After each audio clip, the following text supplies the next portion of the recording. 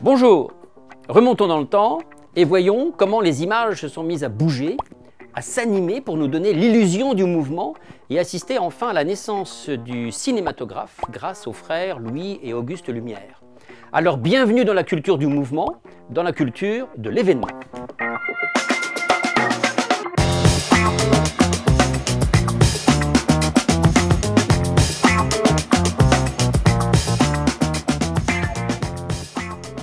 L'idée de projeter des images en mouvement remonte à plusieurs siècles. Tout commence à Rome, en 1640, quand Athanasius Kirchner présente sa Magica Catoptrica, autrement dit la première lanterne magique. Au XVIIIe siècle, à Paris, dans les salons des jardins du Palais Royal, on voit que et la ville et la cour se retrouvent devant les projections lumineuses de Robertson avec ses fantasmagories. Les inventions s'accélèrent d'ailleurs de 1830 à 1860. À Vienne, avec Ritter et son stroboscope. À Londres, quand Turner présente sa roue du diable. Et Sellers à Philadelphie et son kinémascope.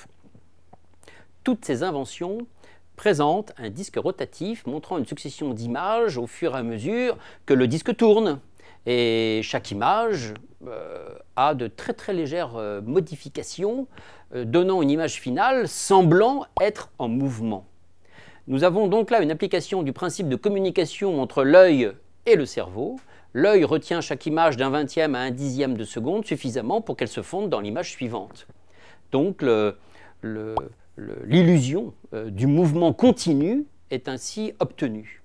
Et tout ceci ne peut pas se faire sans l'invention de la photographie, qui a eu lieu en 1839, avec Niepce et Daguerre.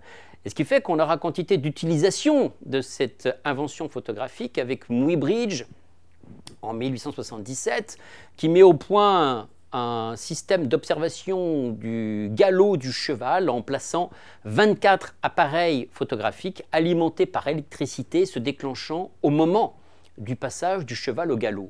Ainsi, Muybridge prouve que les 4 sabots du cheval ne touchent plus le sol. Constat, les photographies voient ce que l'œil ne peut pas voir. Et puis, les choses s'accélèrent encore avec Reynaud à Paris qui met au point son praxinoscope organisant les premières projections sur un écran. Étienne Marey qui invente le fusil photographique annonçant l'invention de la caméra. Et Fries Green à Londres l'inventera d'ailleurs au même moment. La trouvaille essentielle, c'est vrai, revient à Dickson, un assistant de Thomas Edison qui met au point la façon d'entraîner la pellicule à l'intérieur de l'appareil photographique. Ainsi, il va perforer une bande et les bandes perforées ainsi régulièrement donneront un défilement continu et on pourra ainsi repérer précisément l'emplacement des images. Le film est né. Et parmi toutes ces curiosités de l'époque, eh bien, on voit que les battleurs de tréteaux vont en profiter dans tous les spectacles forains. Et, sauf qu'en 1895, nous assistons à une mise au monde. Il se trouve que la plupart des grandes villes d'Europe et aux États-Unis, on va organiser des séances publiques payantes au niveau de ces projections, mais elles sont sans lendemain.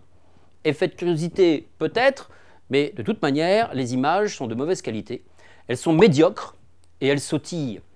Et toutes ces tentatives de projection vont être balayées par la première séance du Grand Café. Il se trouve que les frères Lumière vont ainsi créer l'événement avec la première séance publique de leur cinématographe le 28 décembre 1895 dans le salon indien du Grand Café. Ils utilisent le mot grec kinéma qui signifie mouvement pour baptiser leur cinématographe. Nous sommes sur le boulevard des Capucines. C'est la semaine de Noël, la foule se promène sur les grands boulevards, les divertissements sont nombreux, mais leur salle de projection est comble.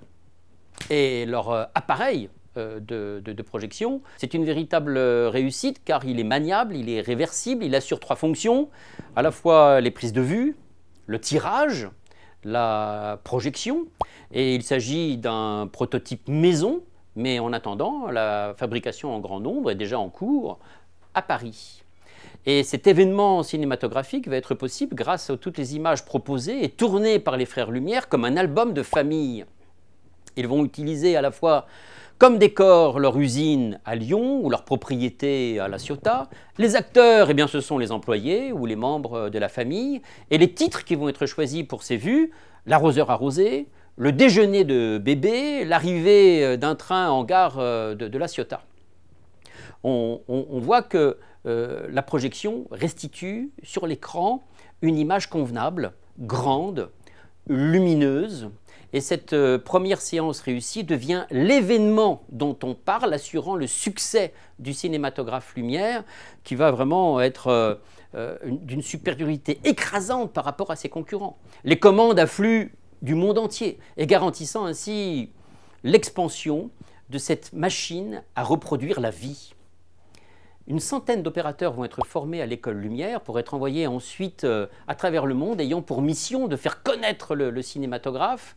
Ils proposent intelligemment des avant-premières cinématographiques à la plupart des souverains régnants qui perçoivent cela comme de véritables événements.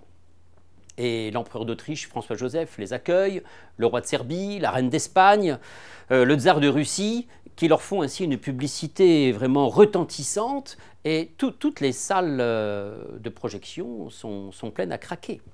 Immédiatement, on voit que le cinématographe va conquérir le monde, profiter de toutes ces nouvelles recherches, nouvelles inventions permettant un développement technique, artistique et commercial, et le cinématographe est devenu l'invention du siècle.